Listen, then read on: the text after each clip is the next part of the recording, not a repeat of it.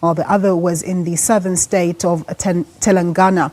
The patients had a travel history from Italy and the United Arab Emirates, respectively. Well, for more on this story, we cross to our correspondent who's standing by for us in New Delhi, is Ishan Garg. Thanks very much for joining us, Ishan. Just tell us what the latest is where you are.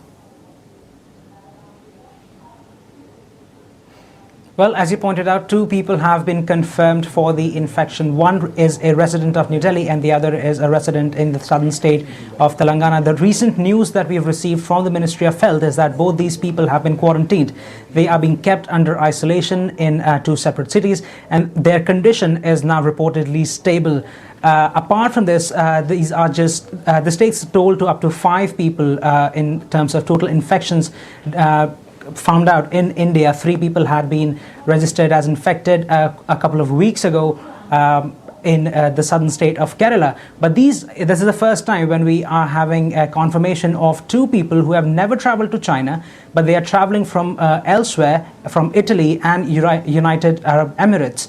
So this is something that has developed in terms of how we are dealing with patients now here in India. So, Ishan, ahead of these cases, what was the Indian government saying in terms of its mitigation efforts or its proactiveness around the coronavirus? Because this is obviously something that nations across the world are grappling with.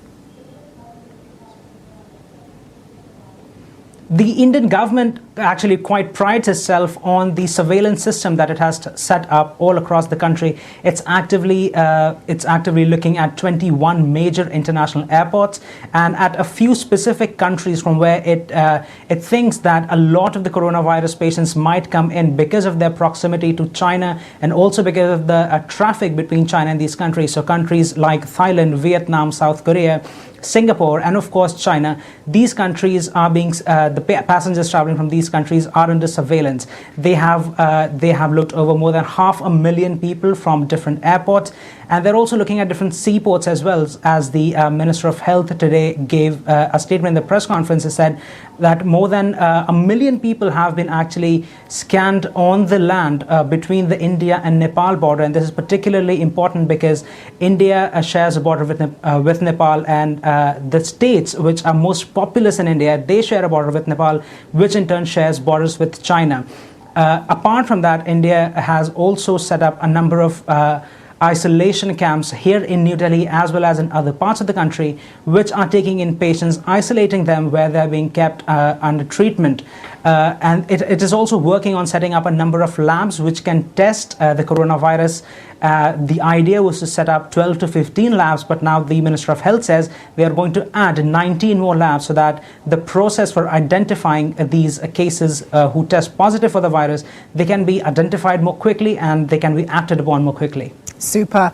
And then just in terms of the Indian populace, you know, the newspapers and the headlines out there, what are Indian people thinking about this? Are they in a state of panic, or is it just business as usual? It is largely business as usual because the state of panic still hasn't reached in India, because after today's development, India has reached 5 confirmed cases. And given the size and scope and the breadth of the country, 5 cases is not a lot. However, there is still a lot of panic, particularly in the business community, because India has a massive trade it has massive trade relations with most of its Asian neighbors. So, for example, Singapore, China, and Thailand. Business lines are disrupted because of the virus and because of the travel bans placed on particularly China. India and China, they are huge trade partners. There's a lot of import and export going back and forth between these 2 countries. With the travel restriction in place, business has become problematic. But for people living their daily lives, coronavirus is not as big a concern. However, people are still worried because there's clearly no known way of dealing with the problem apart from dealing with the symptoms themselves. So you see a number of measures being taken up by the people. For example, the sale of masks have gone up.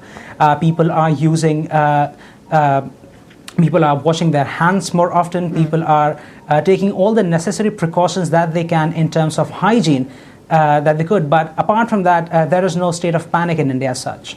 Ishan, thank you very much for your report. That my colleague there,